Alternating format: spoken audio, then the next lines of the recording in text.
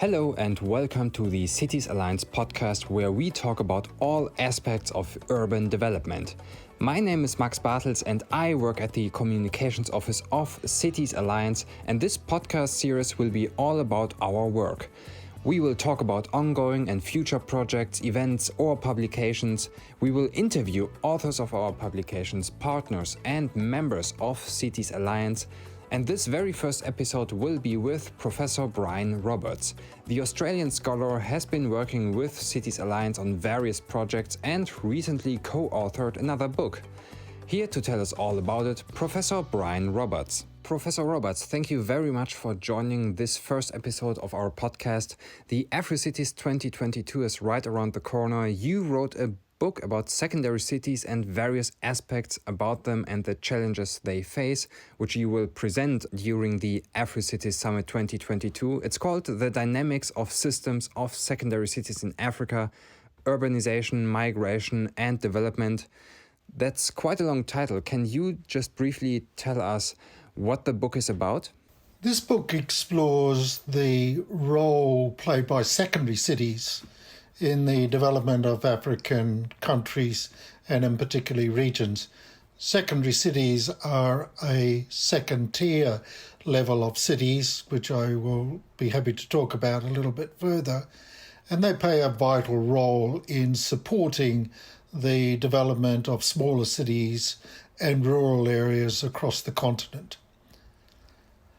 Now, the focus is really looking at ways in which the governance systems, that's the way that societies and communities within these secondary cities are organised, as distinct from government arrangements. So we are advocating in this particular book a collaborative approach, very much a systems integrated approach to the management of cities. Now, the book looks at various trends, influences and challenges that are facing the economic geography of African cities. Now, in order to develop a deeper understanding, and it's the first time we've really examined in-depth secondary cities, we've used a series of case studies of 8 secondary cities. So the book draws a number of conclusions in terms of the directions that we should be taking. And this really involves a focus on improved urban governance systems, giving greater autonomy, more self-organisation role within the governance framework of these cities, better urban management, planning, what can they do to create local economic and employment opportunities? How can they work collaboratively in order to overcome resource problems and access to markets and create scale? And then finally, how we can build stronger networks of systems along corridors, within clusters and within secondary cities around metropolitan regions. So overall, that's really the key focus and key messages that we're really starting to derive from this research, which is a book of some 500 pages, put together by myself and Dr. Godfrey Oyumba as the principal editors, and about 9 other authors. Now, I would like to set a step back for my next question. What is a secondary city in general, and why did you choose to focus on secondary cities? Well, currently there are an estimated 1,760 cities in Africa with more than 50,000 population. Around 143, more closely 150 now, have populations more than 500,000. Now, African cities, the way they're urbanising, they're becoming dominated by primacy. 41 out of 51 countries have more than 15% of their urban population in their largest city, and 27 of those have more than 30%. So they're becoming what we call primate dominant. Now, the effect of that is that these are sucking in the resources, people, everything that a country requires to develop nationally is being sucked into its major cities. So these secondary cities and the smaller cities are being deprived of essential resources. Now, what is a secondary city? Well, most definitions or historic definitions looked at in terms of a hierarchical structure of cities, or in some cases was defined by the political or even the census system. But secondary cities are really functional. They're subsidiary within the system of cities to the primate city or the national capital. So they act as an intermediary between the large primate cities or metropolitan regions and many, many hundreds of smaller towns and cities and urban settlements. So they're an interface between the two. Now, the population of secondary cities is about 15% of total population, or 28% of urban population, but they service something like 65% of smaller cities and towns and rural areas.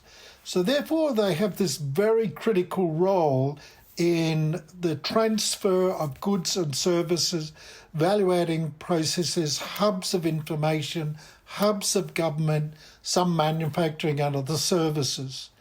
But when we look at them, what we see is the per capita allocated of grants and other resources to them are certainly well below those of the larger cities.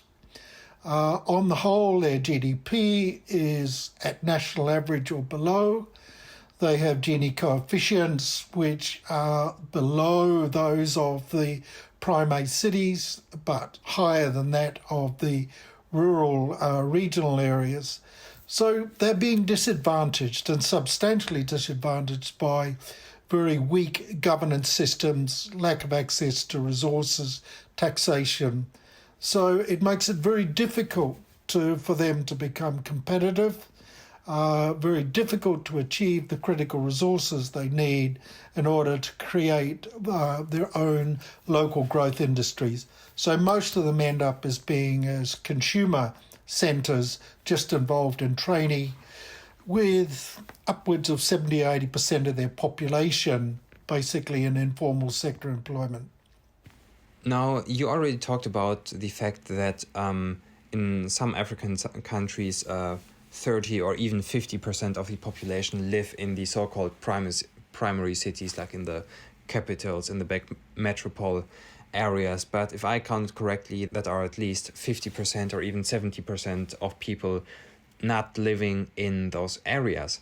And then you make a very interesting point in your book that these secondary cities are vital for the economy and the supply chain of their countries, just by their sheer size, that they are vital points for distributing goods, of creating employment. But then again, you write about the difficulties of those cities when it comes to attracting investments to actually build an economy or to build a formal economy. You mentioned earlier that the majority of the employment in those cities is often informal.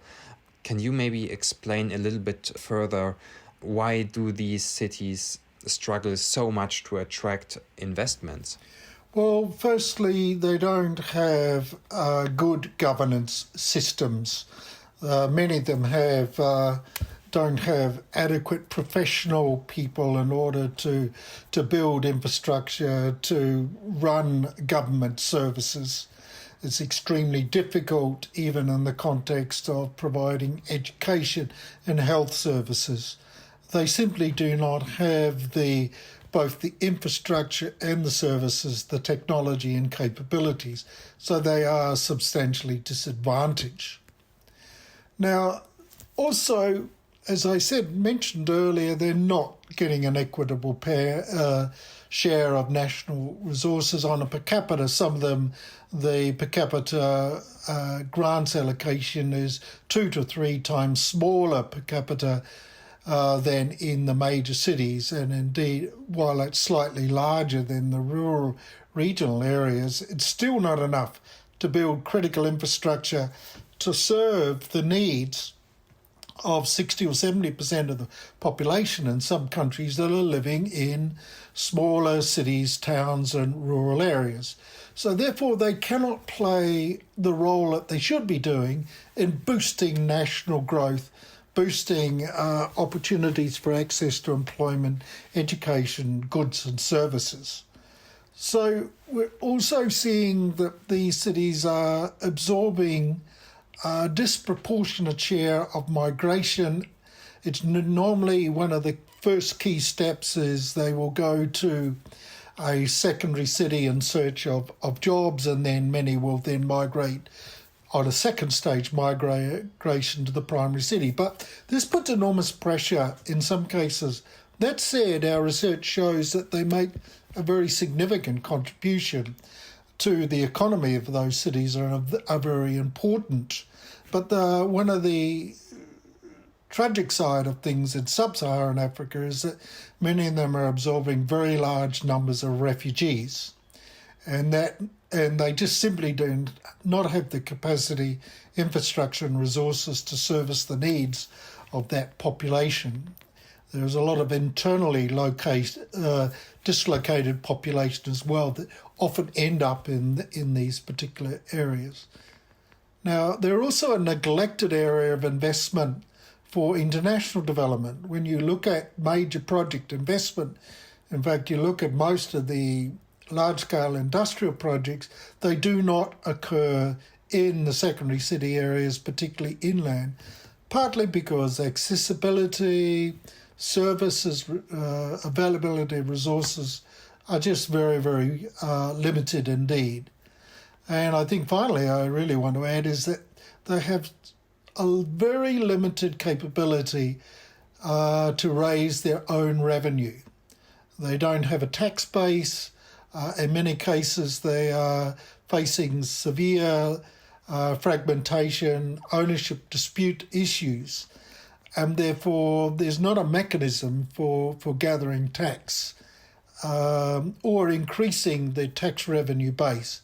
So they're highly reliant on the central government for the grants and other funds, and indeed international development assistance that is given to them to run their local economies and their local governments. You do not only give a analysis of current problems of secondary cities in Africa, but you also write in your book about the historical context of those cities. Now I know giving a historical context of a whole continent is nothing you can do in just 1 or 2 minutes, but can you just give us a very brief view on what historical context has shaped the secondary cities in Africa? Well, colonialism has been one of the most significant impacts. Firstly, it created many of the countries which are artificial constructs and in many cases cut across traditional cultural and tribal boundaries. The second thing is that the colonial structure introduced a wide range of policies around planning, finance and economic development. Secondary cities were developed as part of an extended supply chain of resources for major companies in Europe, be it in France, Belgium, to a lesser extent Germany, but certainly Great Britain. So the effect of this is that those structures were set up. Also, the local government structures that were set up were very much based on traditional colonial models. Now, many of these have not changed or have not been reformed in response to changing circumstances following independence.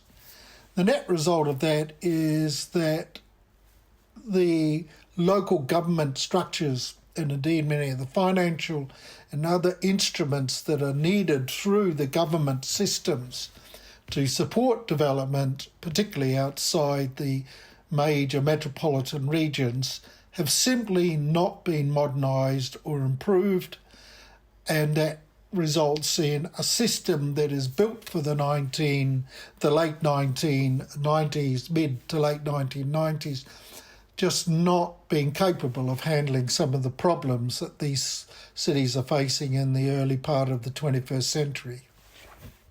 Talking about problems in the early phase of the 21st century, we just had or still have something that's not only a problem but a global crisis, which is the COVID-19 pandemic. Now, in our discussion, you already talked about the informal settlements, the not sufficient infrastructure in secondary cities, which is often the case, and the informal employment. Considering this background, how did the COVID-19 pandemic affected the secondary cities in Africa? The issue of the pandemic in secondary cities was in fact discussed in a separate book that we produced for Cities Alliance some 18 months ago. And some of the findings of that, and indeed in this publication, look at the challenges that the pandemic has posed for African secondary cities. Firstly, the pandemic really hit the primate or the metropolitan regions, and that led to a loss of jobs, which meant that people started to migrate back to their hometown, and in the process most of them transited through the secondary and lower order cities. The net result of that is it spread quite substantially. So the first impact was really in the very large cities, and later it was just in a chain back to the rural areas. Now, most of the secondary cities did not have the resources to manage the pandemic. Health systems across Africa are generally very poor. They did not have access to vaccines. The population was poorly informed about the response or what they should do. Local governments didn't have the resources and in fact didn't know what to do. So as it transpired, what we saw is quite substantial outbreaks and deaths occurring in some African countries, notably in South Africa. But then this is partly because in the context of African secondary cities in particular, the level of informality of employment means that you have to go out and sell something every day to make money to be able to buy food. And that really resulted in a high level of interaction, much higher level of interaction that we would see in more advanced economies and even middle-sized economies, where it was possible to provide some means of income support and indeed medical support to be able to deal with the pandemic. But this was not the case. So a lot of these secondary cities suffered quite badly as a result of the pandemic spreading. So this is an issue that, was really profound, not just within the continent of Africa, but certainly similar patterns began to emerge in countries like Brazil and indeed India, where this wave sort of spread out from the larger cities, and then the secondary middle-sized cities, intermediary cities as they're often called, really felt the impact of that as a result of people having to move back home in order to just live off the land and live off family because there were no jobs. The jobs were being lost in the major cities. You just named a range of issues the secondary cities faced, not only during the pandemic, but in general. When it comes to preparing those cities maybe for the next public health crisis or for the next COVID wave, what, like in your personal opinion, would be the first issue that should be tackled to prepare a secondary city better against a public health crisis?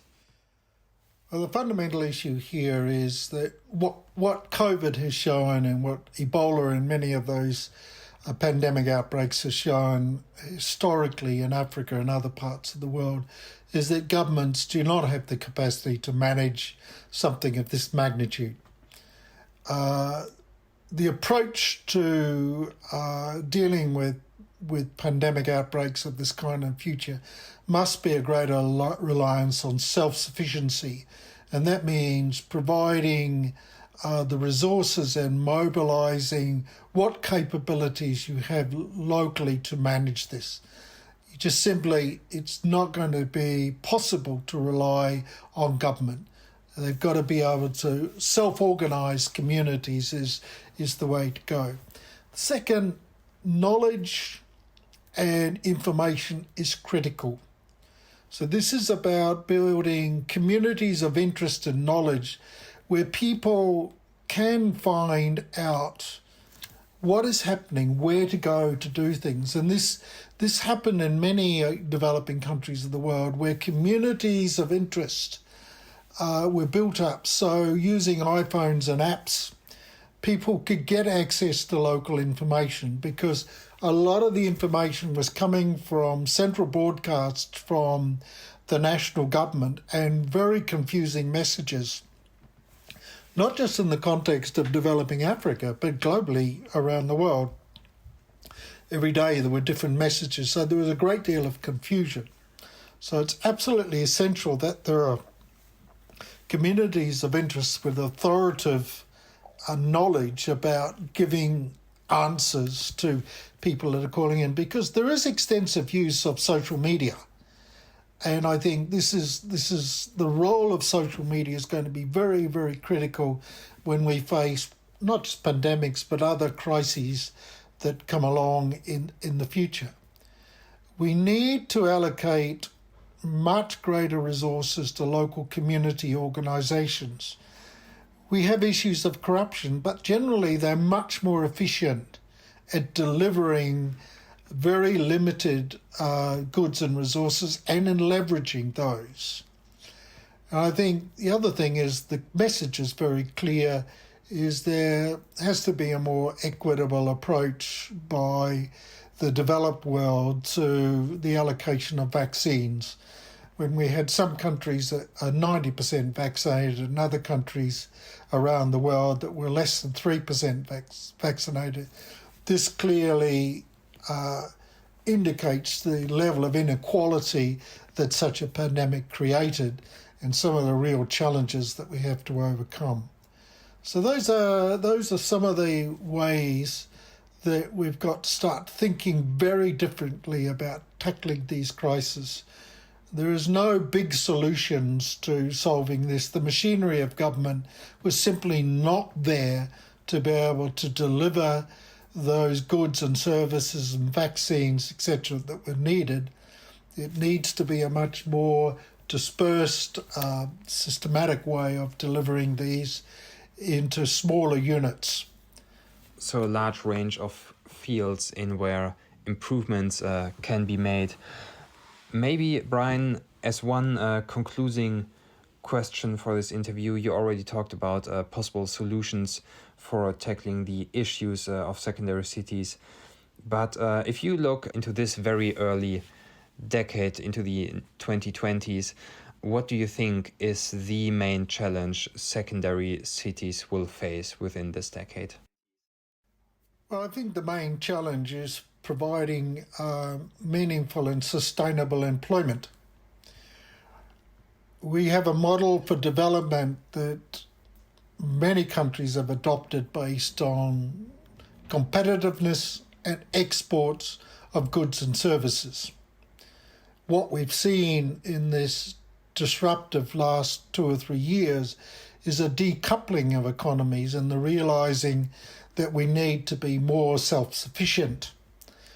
Now, the critical element here is that how do we create jobs in these cities that provide continued income? And there are ways that we can do that through using applications of not advanced, but middle order technology. For example, waste is going to become a very significant problem.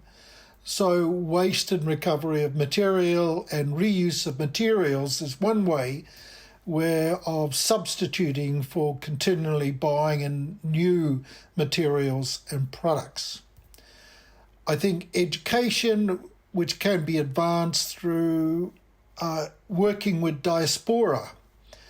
Diaspora have knowledge, they also have money, they have resources, which working in partnership with local communities means that they can provide the knowledge that is filled or the void that is resulted by not having enough teachers, not having enough educated people in those communities. So there is virtual knowledge, virtual competencies and skills that can be tapped into. And some of these countries have very large diaspora populations, and in fact, city to city between African secondary city and another city in another part of the world, be it the US or Europe or France, to be able to tap into that virtual knowledge. Also, those same people are going to have a critical role in providing money for capital investment in productive related industries. Enhancing investment in local infrastructure, particularly water supply, local area energy networks. We simply don't have the capacity in many cases to continue building large systems and grids. What we must focus on, and this is where opportunity in secondary cities emerge, is in these local area infrastructure networks and energy networks, resource networks, also local area knowledge networks that can be made available, and developing more local area markets. But we've still got an issue of scale.